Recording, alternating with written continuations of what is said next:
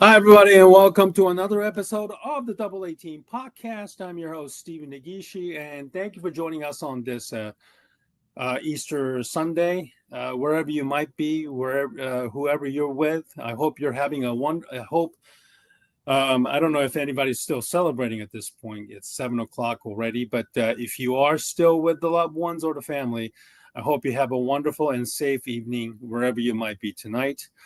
It's been a while since my co-host Ken Fang from Awful Announcing and I got back together. Ken, I hope you're doing well, and it's good to have you on back again doing this together. How you been, and how's your Easter Sunday been? Well, good, Stephen. Good to be on with you. Good to be back with you. I know the last couple of weeks things we weren't able to get together again, but happy to be with you tonight, and we got a lot of things to discuss. So let's get right to it. All right, let's start off with the men's NCAA championship game. I know you weren't exactly uh, the guy who liked Kelvin Sampson of Houston. Um, let's look at the semifinals. That the game that Duke had a game in hand. They completely blew that game. Unfortunately, they beat the Duke Blue Devils in stunning fashion to get themselves to the NCAA finals. Over on the other hand, it was the all SEC battle between Florida and Auburn. I know a lot of people don't like Bruce Pearl for some reasons, political or whatnot. But this is a new norm, unfortunately, because of the way the how do I say the conference realignment, where you're going to see a lot more of these, Big Five, no Big Fours now because Pac-12 is gone. Whereas mid majors, like the VCU, Wichita State, or even Butler, who went to final more than a decade ago, probably aren't going to be making a deeper run like they used to before. It's Florida, Houston.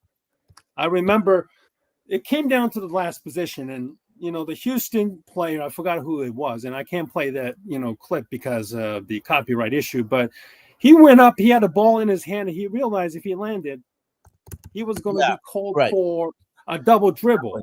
Yeah, it's gonna be called. Yeah, exactly. And then just kind of the game ended in an unceremonial fashion. um and then basically Florida just won their first title since 2006, 2017, when Al Horford, Joakim Noah, Billy Donovan was coaching that team, Yep. back-to-back titles. Mhm. Your overall thoughts on that victory? Well, And how it ended. I really can't comment, Stephen. This is what happened. I got back from work, was ready to Okay. sit down, ate dinner. The introductions were on. The next thing I know, local news is on. I fell asleep on the couch. I didn't see one single minute of the game, of the championship game. I didn't see Oh no. just a one shining moment. So I didn't see any of the game. So, but knowing what happened, it's kind of the reverse of what happened to Houston as they blew the lead. And Duke, what happened in the national semifinal to Duke, so they kind of got reversed on them. So, look, I can't really comment too much on the game. I can't comment on the Final Four. It was a fantastic Final Four, 2 games. But Houston, this is what happened. I mean, I think probably they read the moment got a little bit too big for them. And once Florida started coming back on them, they got a little bit of a dose of what happened for what they were doing to Duke, because Duke, as you remember, they had that big lead in the national semifinal, and then Houston just started rushing back. And at that point, Houston had played a lot of close games. Duke had not. So, Duke looked totally rattled. And, that's the price you pay for playing easy games, blowing out your opponents. And, I said it was the Duke Invitational, but, you got to give credit to Houston for coming back and winning the national semifinals and the Final Four. But then again, it happened to Houston when Florida came back on them. So kind of interesting how that was a juxtaposition. But I wish I could comment more on the final game, as I totally missed it, Stephen. As I said, totally was on the asleep on the couch, and I guess I was tired from working a long stretch without a day off, because I totally missed what happened. So it's best if you comment about the game than I. Well, it was a low-scoring affair, pretty much. The entire tournament.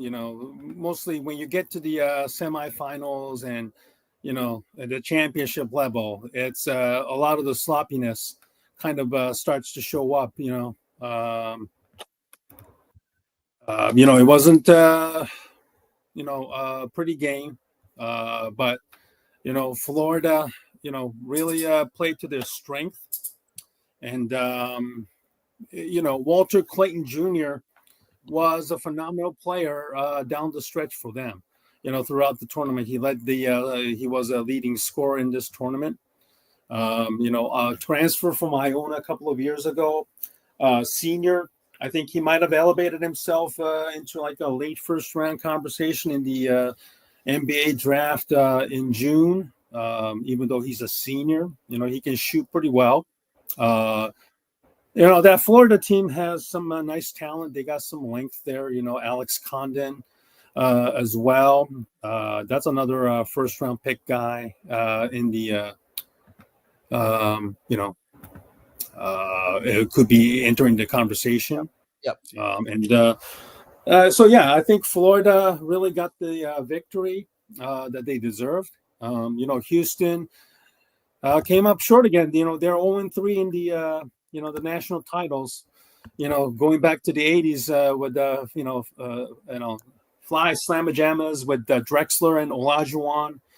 Jim Nance was in the stands. Obviously, he's not calling the game. Just before the Masters, he probably would have loved to see the, his alma mater finally win it, for a change. But yeah, listen, this is I guess this is a new norm, as I was saying. We don't get to see probably the mid majors make it this far anymore. Like we said, VCU, Wichita State, or George Mason and Butlers, of the world. Maybe they'll probably get lucky, get to the Elite Eight or even Final Four once in a blue moon. But it's the basically the Super Four conferences now.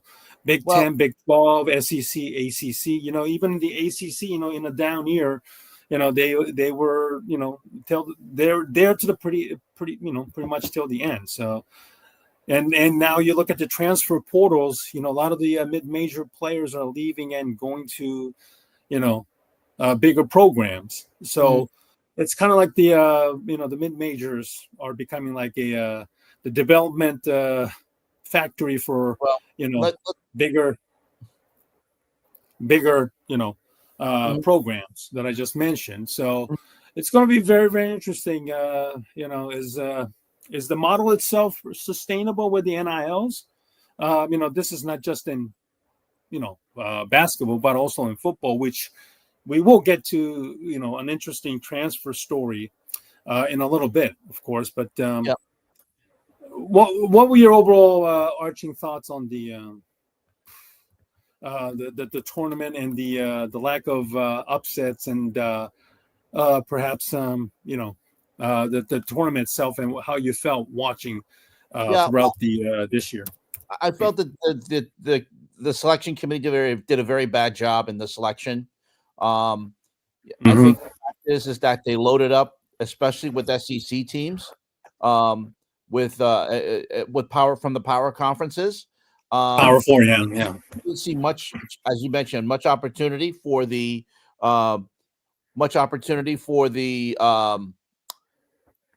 mid majors, as you mentioned, to do well. Unfortunately, again, I'm going to wait. I'm going to say let's wait for another season to see if this becomes a thing where the mid majors aren't available to get too many upsets. That's what we love about the NCAA tournament.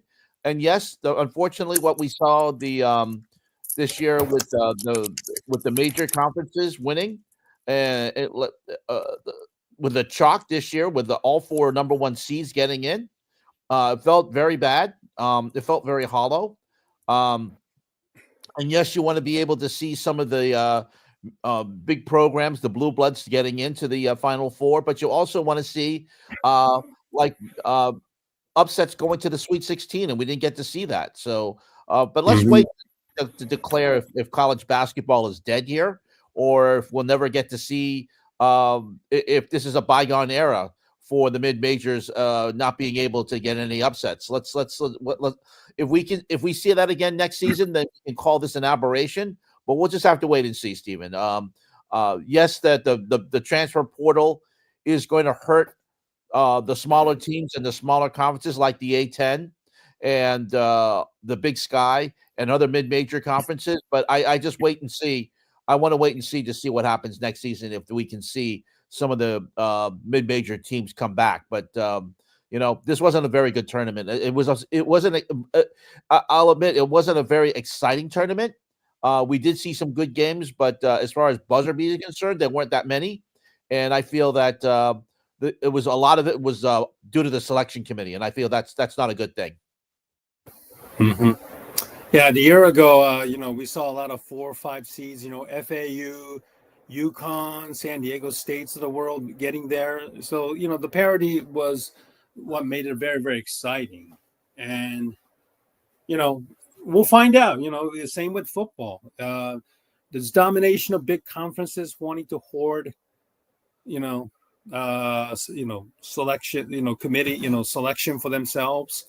Is that a good thing or not? I think we saw firsthand of what happened this year, and very interesting to see how the current state of college basketball will be impacted with the the transfer portals. That's been very, very busy, and you just don't like the idea of players announcing their intent to enter transfer portals while they're still in the tournament. There was one player from Michigan, I believe, Scottie Pippen's son, making his intentions clear in the second round. So you don't want that to be like a norm, or like a massive destruction. There needs to be some sort of a rule in place for NCAA to put that in play. Have some rules. Somebody needs to take the ropes and take charge, for God's sakes. Yeah, we know NCAA has been a massively disappointing organization with lack of institutional control and leadership, whatnot. So I understand the people voicing their complaints about the current state of both college football and college basketball. So NCAA or somebody else has to really step up and take charge, in my opinion. Yeah, the whole thing too about the transfer portal, Stephen, is that the problem is that in both college football and college basketball, during the college football tournament, and the college football playoff, the transfer portal was in effect, and players could move, and that's just ridiculous. You have to have rules in place so you have the transfer portal being open after the NCAA tournament is over and after the college football playoff is over. You just can't allow the transfer portal and players to move around it, because then what does that do? It just doesn't. It makes for a huge mess. Is what we saw during the tournament, where players are leaving.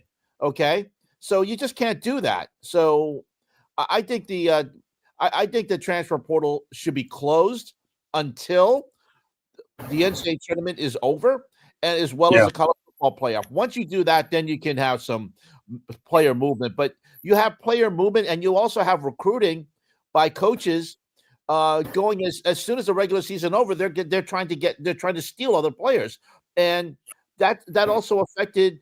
That also affected the college football playoff too, as we saw. So the NCAA, Charlie Baker, who is known as a good man, but I think there's a lot of things he still has to work on as the NCAA president. Is still he was a governor of Massachusetts, so I'm quite familiar with him, Stephen. He's got to fix this mess. Otherwise, we're going to continue seeing this into next season. They have got to put a rule in place. They've got to put a date saying, hey, the transfer portal is going to be closed. It's not going to open until after the college football play, the national championship game is over. And the same thing has to go for college basketball, because right now it's the wild, wild west with the college, with the transfer portal in all sports. They all have to and and I think it's ruining college sports a lot. I mean, NIL, I have no problem with players making money. We'll talk about, as you mentioned, what was going on with Tennessee. We'll talk about that shortly. But in regards to NIL, I don't have a problem with players trying to make money off name, image, and likeness, because the NCAA didn't allow for players to do that before. So it's helped. I think in that end, it's fine. But I think also at the same time, in regards to the transfer portal, I don't mind players moving around, because if coaches can move around, players should be allowed to too. But right now, it's too much. They've got to get better regulation on this. Mm-hmm. Let me end this topic with, it's been kind of talked in the past. Many conferences can eventually maybe form their own, bolt away from the NCAA itself. And maybe, a lot of the schools are probably getting to that point right now, and I understand that the academic calendar could have a significant impact on why these players are making these decisions rather quickly. But that is still no excuse for the wild, wild west kind of style that we are seeing. With the schools losing players left and right, right? It's either NCAA get themselves right, or the schools themselves decide to form their own alliance and have their own version of NCAA where they can operate on their own timeline too. So maybe we are at a tipping point in both NCAA football and NCAA basketball right now. All right, let's get to the Masters. And Ken, your magazine has certainly covered the Masters and the ratings, and the Colin Morikawa's beef with the media, and their ability to talk in front of the golf journalists or interviews, or lack thereof. It seems to have been. And then they're still also beefing with the Live Tour. Nothing has been resolved as of yet. There is, and I don't know if you saw the golf for awful announcing purposes and whatnot, but give me your thoughts on Rory McIlroy blowing the lead and somehow winning it in playoffs and completing a career Masters, I should say, in your opinion. Well, it was really exciting to watch, Stephen. It had the most viewership of a Masters in several years, dating back to when Tiger won in 2019. Well, I gotta say, it was great television. In regards to what you're talking about, Colin Morikawa saying it was not up to him to tell, or not up to him to give his story to journalists. I mean, I gotta say, that's very misguided. It's also him being entitled. It's not something that it doesn't. It shows that the fact is a lot of golfers seem out of touch because they get flying their private planes, and a lot of them are known for going to. And we're not going to get into it, but they go to. A lot of them live where the president lives, near Mar-a-Lago, and they go to his house. So he hosts, and of course, he also hosted a live golf event at his golf tournament in Florida, in Doral. But also, too, let me just say this, Stephen. Golfers, again, as I mentioned, a lot of them out of touch, a lot of not understanding or what it takes to because because they come. I don't want to say that they come from privileged backgrounds, because a lot of them don't. But the fact is that once they get the a taste of the high life, they forget where they came from, and I'm just really disappointed to hear what Colin Morikawa had to say to the reporters, because they're the ones that help promote the game. And granted, you know, they're not there to, be a promote. They're not there to give him positive stuff. If he's there to say stupid stuff, they're going to report on it. So he's just got to, he has to learn.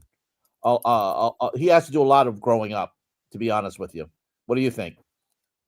No, I totally agree. Colin Morikawa being the Asian American, it does kind of add a little more, I don't know, a disappointment for not just for us, us Asian Americans, but he's a damn good golfer himself, who's won many tournaments, and I do believe he may have won a major himself too in the past, and I don't want him to start acting like he's representing all the golfers, and I certainly don't think that that's how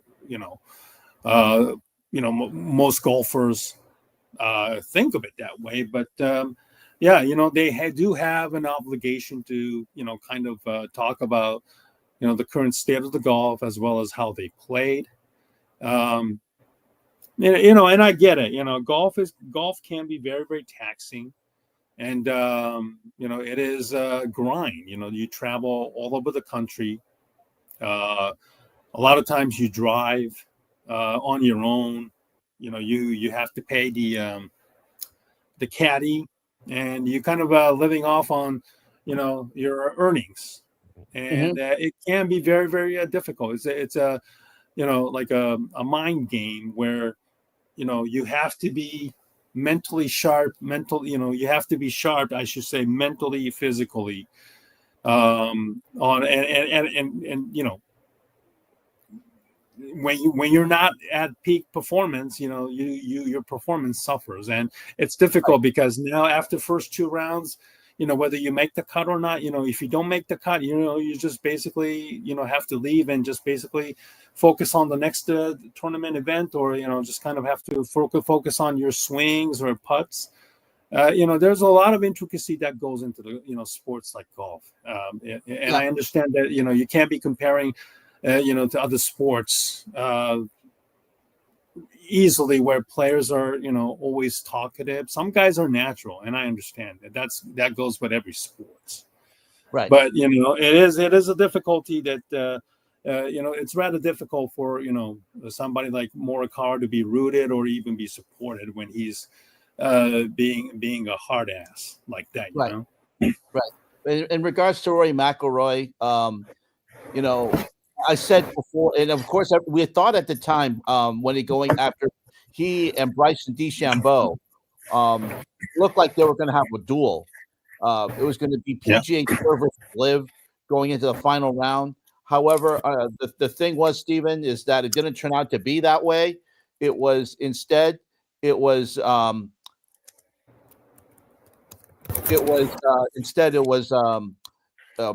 Rory against himself, to be honest with you. And the reason why I paused, Stephen, this is good news for us.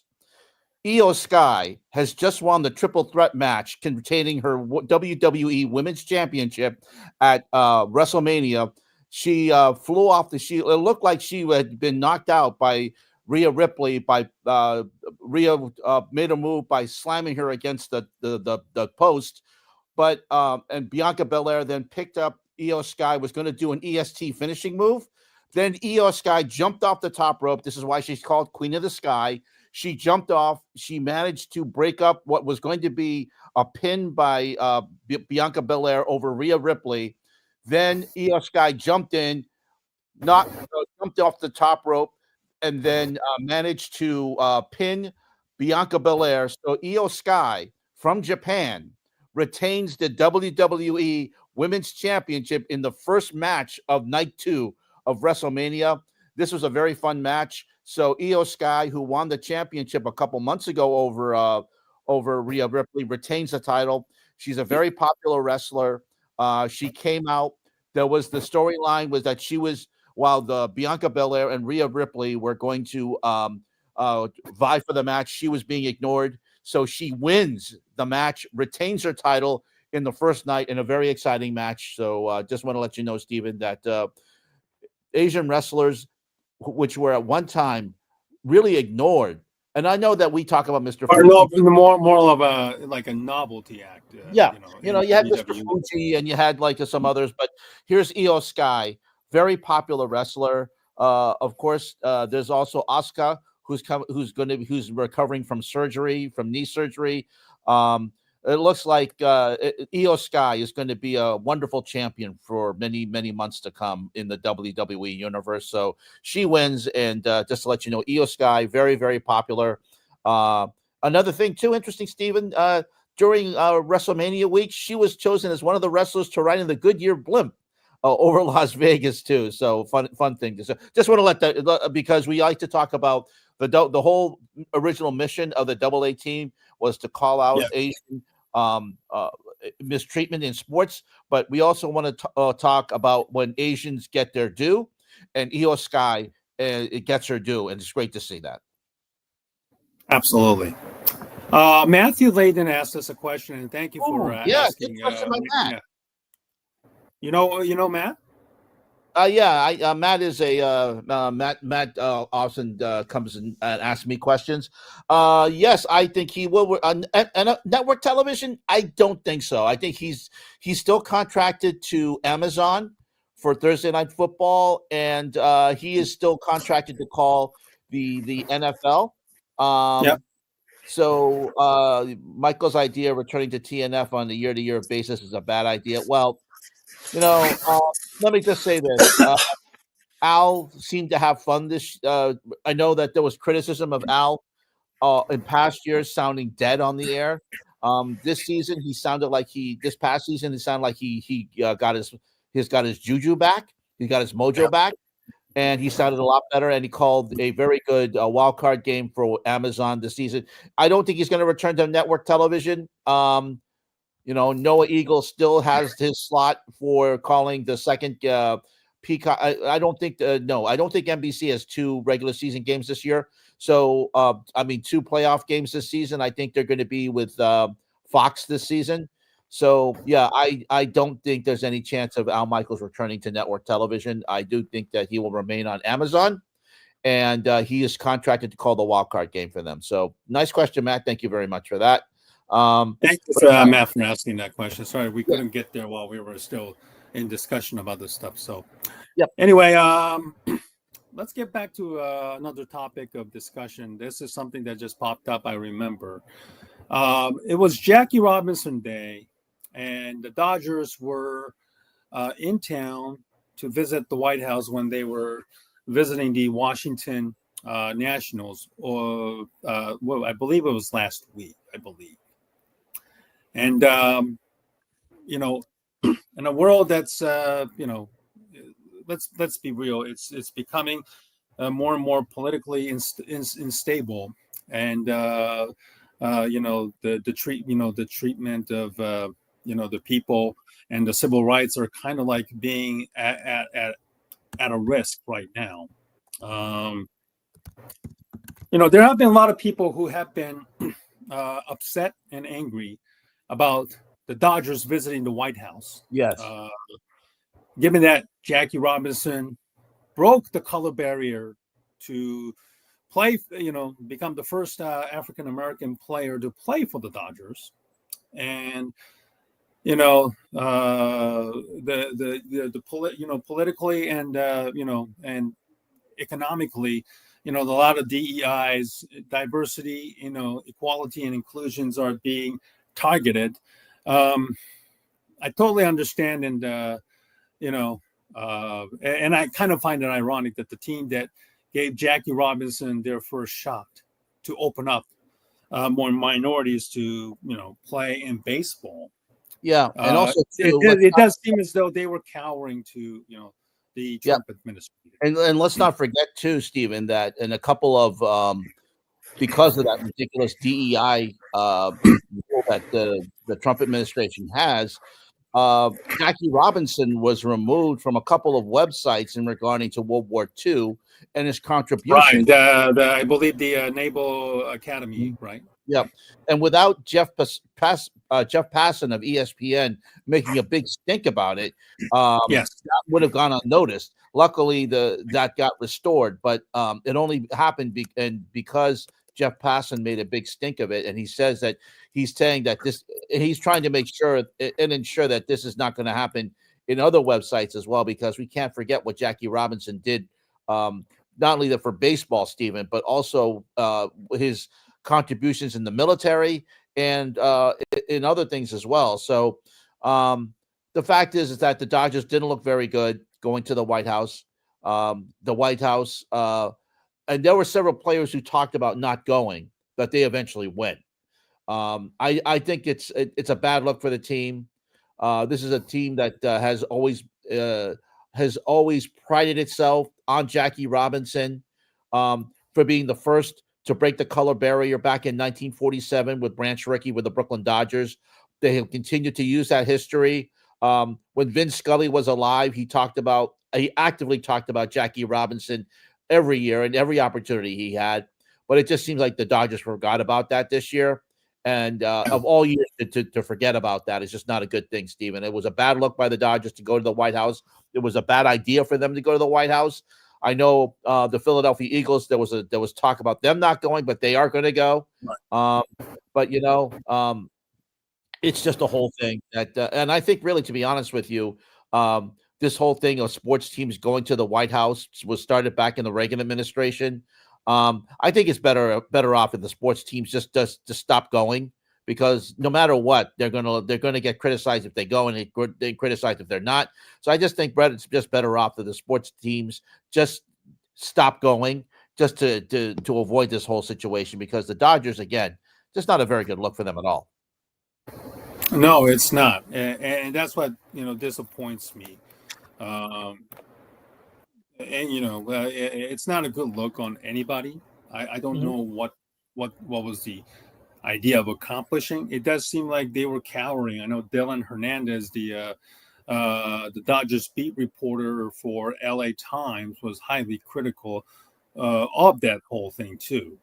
It's kind of a double-edged sword right now. LA Times has been kind of going through some massive changes where writers and reporters are being bought out or laid off, and Hernandez has been one of the people forefront because of his ability to speak Japanese, has been able to kind of give us an idea of their the Japanese markets, and then the players that come over from Japan, etc. So it does seem, rather timely criticism for the Dodgers, and it's an unfortunate time we live in, and us being minorities, these things does matter. Whether people want us to talk about it or not, we'll talk about it. Because it is a dangerous world that that we're living in right now, where people are being ignored, their rights are being taken for granted, and then you have teams like the Dodgers just basically for the lack of better terms kissing ass just to avoid being targeted, in my opinion. Yeah, absolutely, Stephen. And it's just these things where, again, not a good look, especially in this highly galvanized era, Stephen, and polarized situation. I just think sports teams would be better off just not going to the White House at all. No matter if it's a Republican or Democratic administration, because no matter where they go, they're going to get criticized for what they do. So it's just better off not going. I know the White House wants to honor these, and it kind of looks good in their the home states back home. But it's just better off that they just don't do it, and it's just better off that they just not go, to just pretty much spare them from again this type of look that we saw by the Dodgers last month. Yep. All right. Another big news came from the media this week. Lee Corso announces his decision to leave ESPN College Football Game Day on, I believe it's August 30th, probably first week of the game. Yep. It'll be on the 5th. So yeah, he'll do his very last headgear pick, and he will retire after that. I think it's a good move, Steven. Lee Corso has been with ESPN Game Day College Game Day back to 1987. He's 90 years old. He didn't make some appearances last year. Of course, he's had a stroke, which has affected his speech. Yeah. It definitely he hasn't looked very good on the air. And definitely you can see Kirk Herbstreit and Reese Davis and Pat McAfee doing their best to hold him up. But I think it is. I mean, I wouldn't have minded if Lee continued to show he's an American treasure, but you know what? It's probably best for him to step aside. And I feel bad for him, but at the same time, he's well loved by the college football community, and I don't think anybody is Reese Davis said he's not going to allow anybody to replace him and do headgear picks, and I think that's a good idea. Yeah, I think some traditions are better off being untouched, and I think this is one of those things.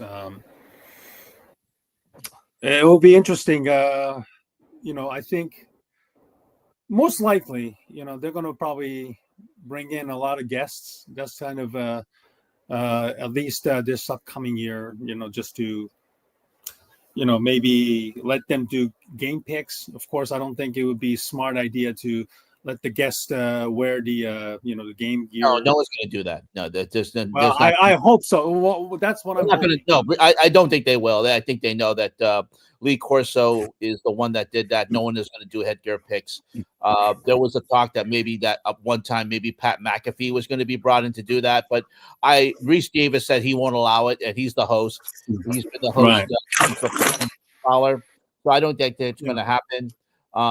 You will see. I do agree that you will see some guest picker. I think Nick Saban will likely be maybe fill in that hole. More likely, not in a more colorful way, but more in a pragmatic way, more so than Corso. I think you're going to see maybe a little bit of more heavy X's and O's, and I think Pat McAfee will likely provide the comedic relief of the that Corso brought to the table there. So. Yeah, I do think that they're going to be fine, but I do hope that they don't mess up with the tradition, bringing in like pop stars and stuff like that, just to cater to the younger crowd or something like that. Because I don't think I think it will probably turn off a lot of long-time viewers. As if ESPN doesn't have enough problems. Yeah, that's not. They're not going to do another head pick. That won't happen. I think they know better not to mess with that. Also, too, Steven, let's not forget that Nick Saban has become a very good part of ESPN Game Day. He'll continue that role, but I think once Lee Corso leaves, and I think ESPN is going to make sure they gear up for that very last headgear pick. On August 25th, in week what we call. I think it's 30, right? I think it could be 30th, right? Well, we can find out, but it's going to be week 0. It's not going to be week 1. It's going to be called. That's usually called week 0. So, so he'll do his final pick, and then once that's done, Steven, ESPN will continue. I mean, every once in a while they'll probably. I mean, they might bring Lee Corso back for maybe like a special guest appearance, maybe once down the road, but I think after that final headgear pick, we'll all let Lee ride into the sunset and be able to declare it a decree. He's had a fantastic. I think it's interesting, Steven, because he's done this so long. I don't think people know that he was a former coach at Indiana and also coached at Navy. So he's one of those people like Dick Vitale. He's done this so long that people don't realize he was a coach at one time. So it's the thing that he's well known for, and like I said, well loved by college football fans up and down all around the country. And let's hope that he gets one final. Let's hope that he picks a winner in his final headgear pick. Mm-hmm. Absolutely. All right, let's move on to another topic. I know we were talking a little bit earlier about the college basketball and the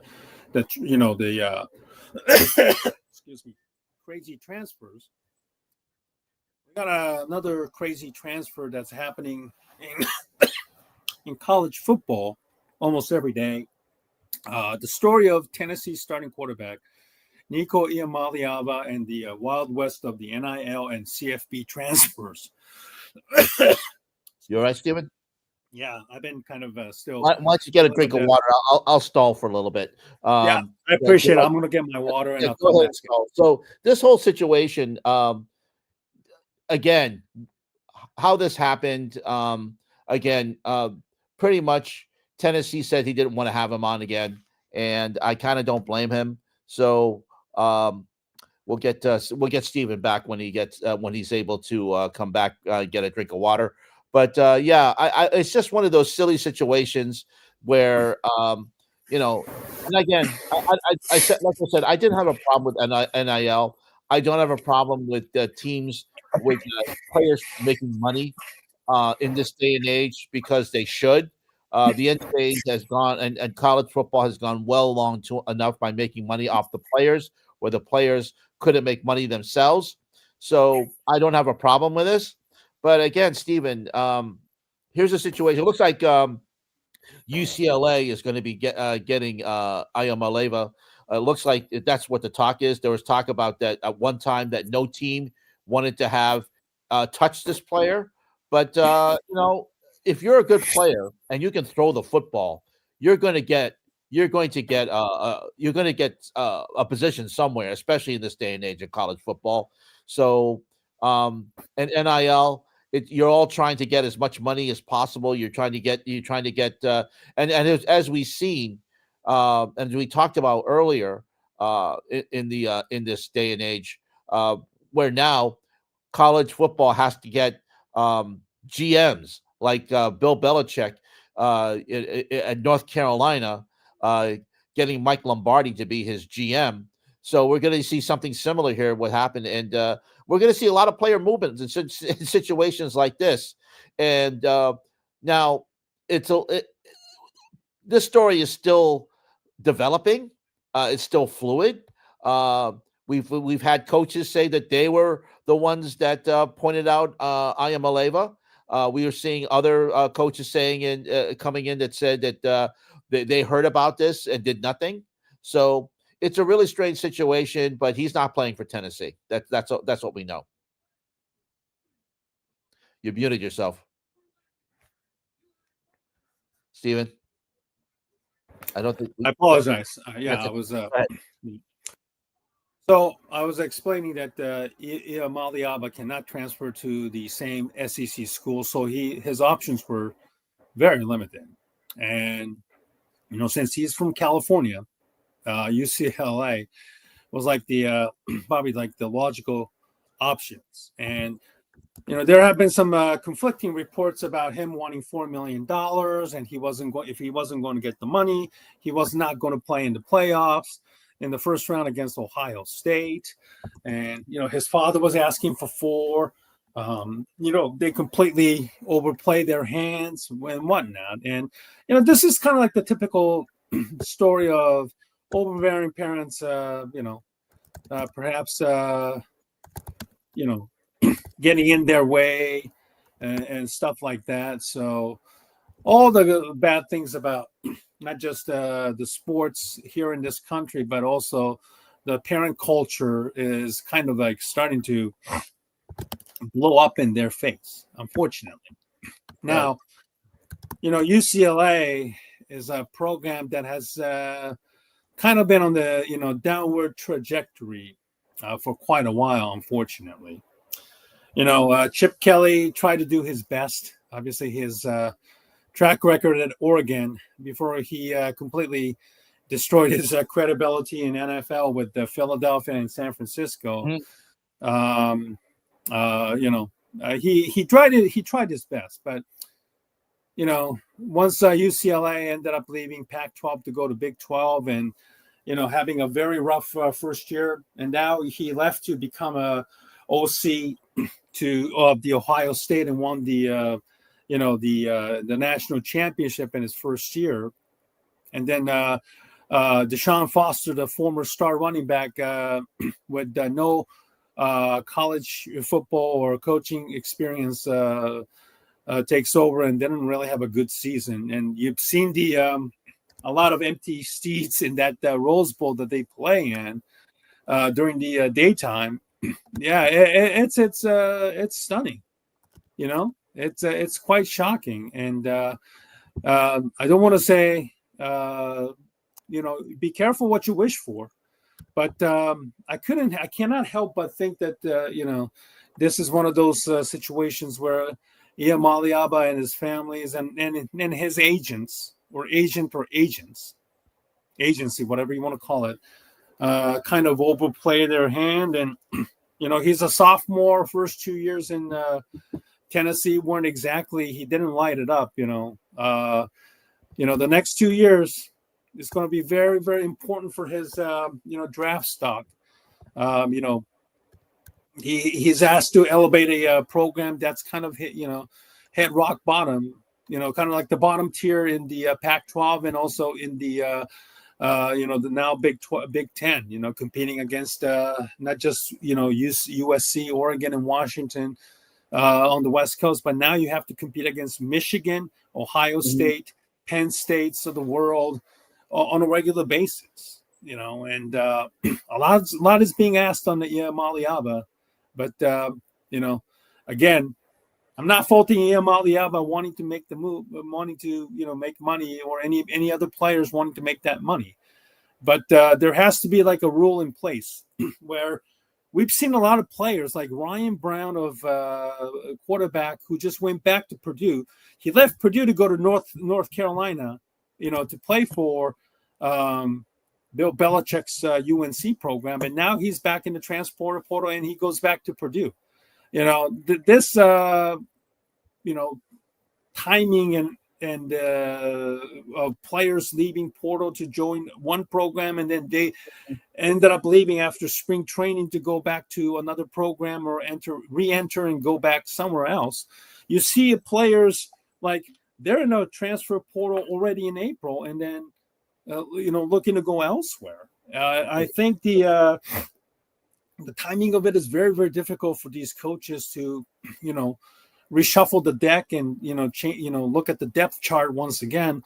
I do feel that there is a bit of a sympathy for these coaching staff for putting in time and effort to bring them in, and now they ended up leaving, with just only 4 months before the college football season begins. So there has to be like a rule in place. I know somebody was talking about like a European soccer style, like transfer rules, et cetera, where players who ended up leaving, especially the smaller, mid-major programs or even the Division II, programs could get money for, poaching their own players and stuff like that. So maybe, we might ended up coming to that point. Listen, if you're going to pay players, the money in the millions, then you shouldn't have any problems, paying, schools that recruited and maybe developed them, like maybe like $1 million or $2 million to let them come to their program, and then they still have to pay players, portions of the salary or whatnot. So maybe we're probably starting to delve in, veer toward that type of systems. But there has to be some sort of rules and regulation in place so that the players have the upper hand right now. But sometimes players and their handlers and parents do get too much involved Right. and they ended up making a lot of bad decisions. So Yeah, exactly. that's how I see it. There has to be like some sort of a rule in place that both sides, schools, parents, schools, players, both have to be agreed upon. Yeah, and you know, with players and agents right now, especially using their agents in college. Uh, Players can have agents now. It used to be agents weren't allowed to touch or get near players before they turn pro. Um, Now it's agents very much involved, especially handling these requests and NIL and money. So it's going to be a continued, as we mentioned, Stephen, until we get some type of um, until it's at some type of commissioner in college football, and a stronger commissioner in college sports. We're still going to continue to have the situations like I am Alevo right now. So it's good. It's going to be a lot of. It's going to take a lot of regulation for college football. And I don't think it's something that college sports and the college presidents want, but I think it has to happen. Yeah, I think it is getting to that point right now, whether they like it or not. I think a lot of the schools and the coaches, they'll probably bristle, but once you start losing players left and right, obviously those are the same types of people who demand some sort of accountability and actions be put in place anyway. All right, Ken, let's kind of close out the show. We're almost hitting the 1 hour mark, but one of the stories that I'd like to talk about, the closing words this week is that for me, the Dallas Mavericks saga came to a close with the loss to Memphis Grizzlies 2 nights ago. It's been a very, very tumultuous year for the Mavericks since they controversially traded away Luka Doncic to the Lakers. And we had Roy White from Dallas Fort Worth, formerly with the Ticket and also 105.3 The Fan, talk about the state of the Dallas sports and the market and the mood over there. And it's unfortunate that the Mavs fans had to deal with this fallout. A couple of days ago, their general manager Nico Harrison had a press conference, the one in which he didn't even want to do, but it was orchestrated by their owner. I forgot who it was, but overall, it's not a good look for the Mavericks. Anthony Davis was his usual self, and I don't mean that in a good way. He was hurt most of the time this year. He got hurt in the the playing game against Memphis late in the third quarter, and then it was just an ugly look for the Mavericks. It's just the unfortunate saga finally came to an end.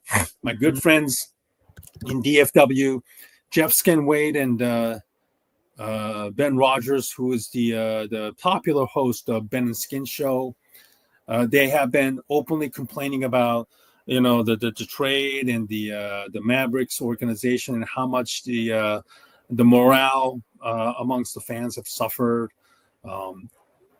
It's going to be very interesting what the Mavericks do moving forward, because the situation looks very much dire.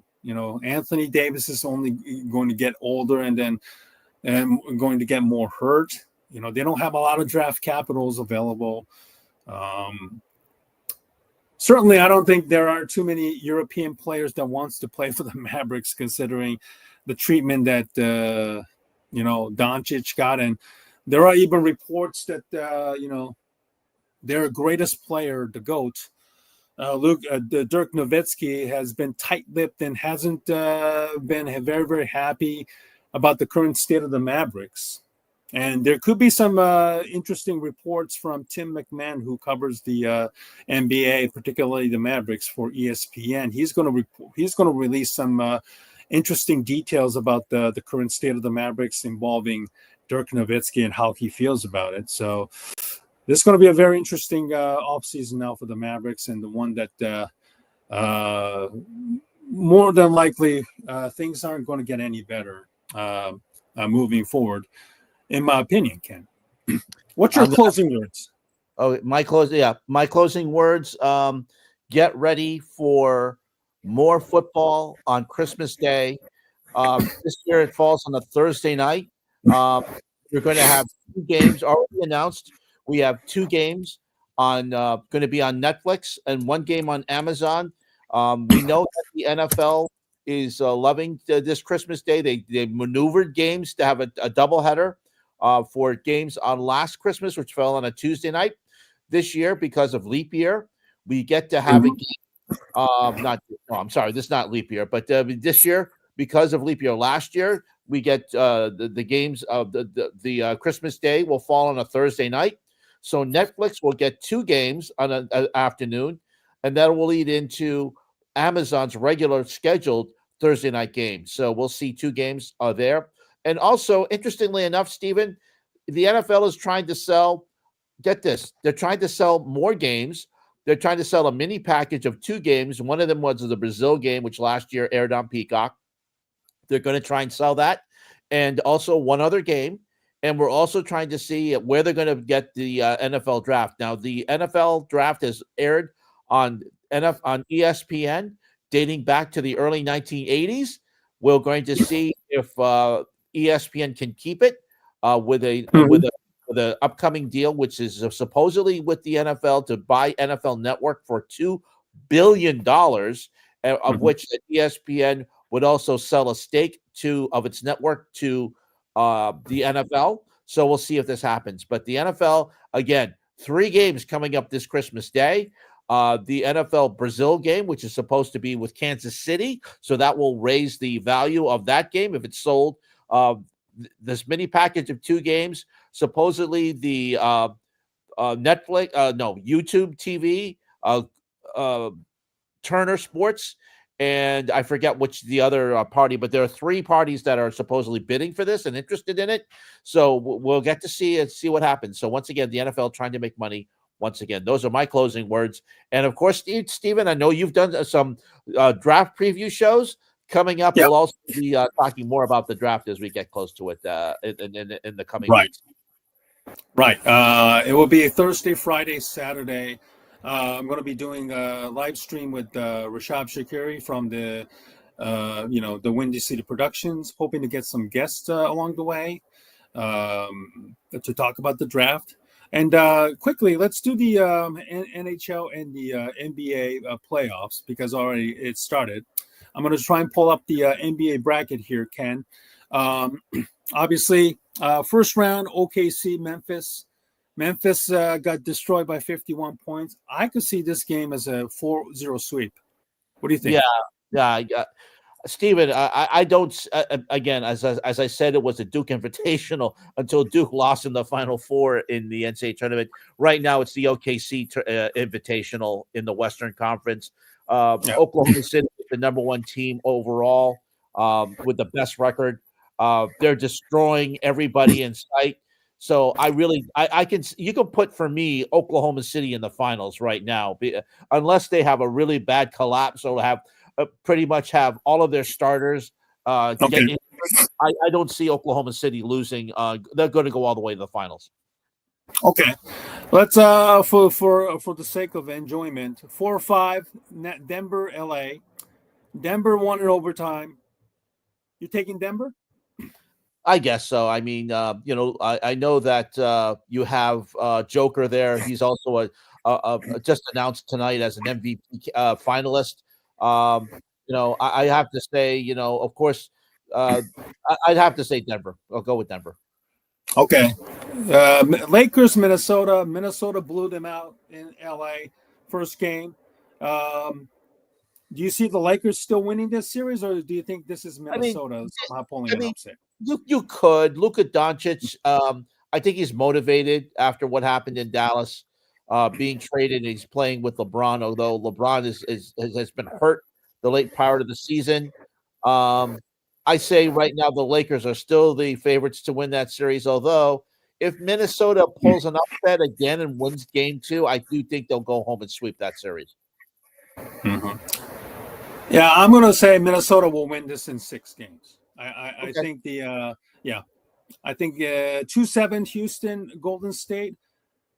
I think Golden State will try and keep up with Houston, but I think this game will probably end in 6. Houston will probably win this one, in my opinion. Yep. So let's get that off, Steve. I see some OKC, Denver. It's Yeah. OKC. I think Denver will give them a run for the money, but I think OKC will probably win in 6 games, in my opinion.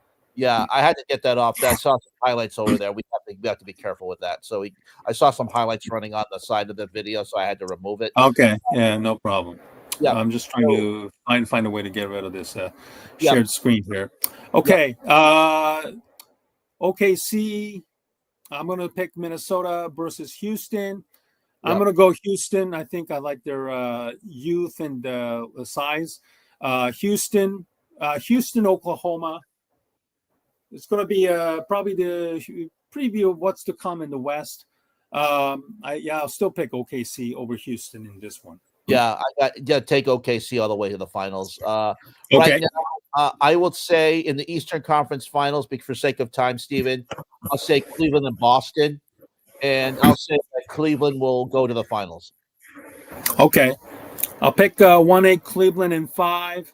Milwaukee got bounced yesterday over Indiana. This could be, I think I'll say Indiana in 6. The Pistons blew a lead entering the 4th quarter against the Knicks. This is going to be a very close, battle. I'll still say the Knicks will win in 6. Boston had only a 1-point lead against Orlando in the entering halftime. They blew them away in the end. I say Boston in 5. Boston versus New York. I'll say Boston in 6. Cleveland and Indiana. I think Cleveland in 6. Cleveland, Boston.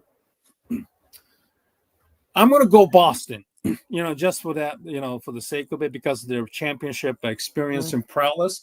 I'll go Boston in 7. OKC, Boston in the finals. I'll pick OKC to win in 7.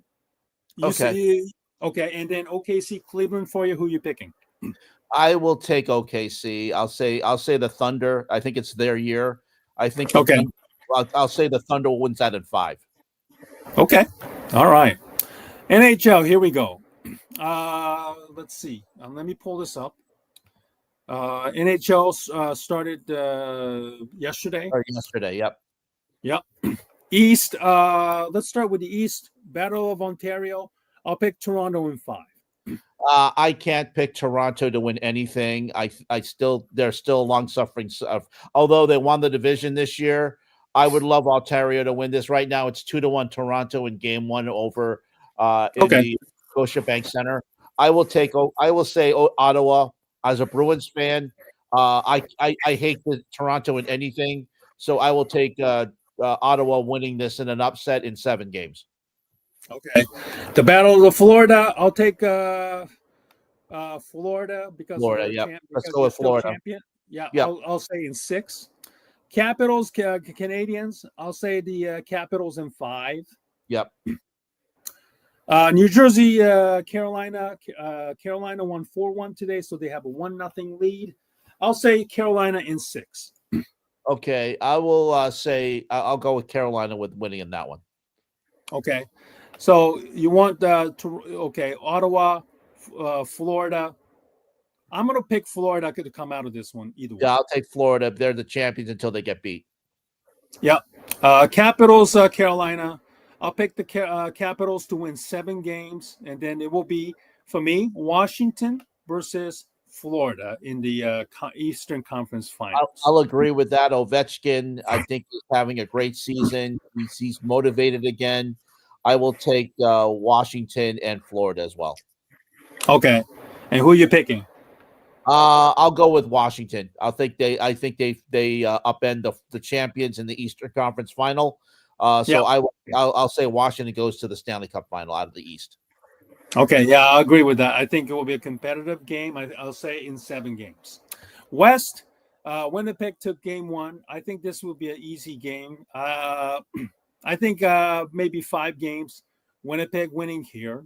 Yep. By the way, Dallas, Colorado. This is go ahead. Sorry. Yeah, very bad job by TNT for not sending their announcers to Winnipeg last night. John Forsland, and by the way, interestingly enough, Jennifer Botterill, who works in Canada anyway for Sportsnet, could have easily done the game live from instead of flying her all the way from Toronto down to Atlanta to call the game with John Forsland. Very bad job by TNT. You're in a playoff. If you're going to do that, just pick up Sportsnet's feed of the game. They had announcers there. ESPN, I give them praise. They're going to be sending their announcers to Winnipeg for that game 2, which I think will be tomorrow. So bad job by TNT overall. Again, this is Warner Brothers Discovery cutting back on costs. You can't do that, especially in this day and age. Yes, in the era of COVID, calling games remotely was a thing. But trying to cut costs here just to save money is a very bad job. I will say that Winnipeg will win that, by the way. I'll take Winnipeg in that series. Go ahead, Steven. Go ahead with your pick on the next one. All right, Dallas, Colorado. I'm not loving what the Dallas has been playing the last couple of weeks. They've really slowed down and struggled. Jason Robertson, one of their top scorers, is out. They got shellacked 5-1 yesterday in Dallas. Boy, if Dallas doesn't pick up their intensity, I'm afraid Colorado will probably get out of this in 6 games. Vegas, Minnesota. I'm going to pick Vegas in 5 games. I think this is an easy peasy time for Vegas against underwhelming Minnesota team, in my opinion. Is a Vegas pick here for you? Yeah, I'll take Vegas. And then Dallas, Colorado. You picking Colorado or Dallas? Yeah, I'll take Colorado too. And for Edmonton and the Kings, I'll go with Edmonton there. Okay, I'll pick the Edmonton to win this one in 6 games as well. Winnipeg, Colorado. I'm going to pick Colorado. I'm just not convinced with the Winnipeg. I know they're like the top overall seed right now in this one.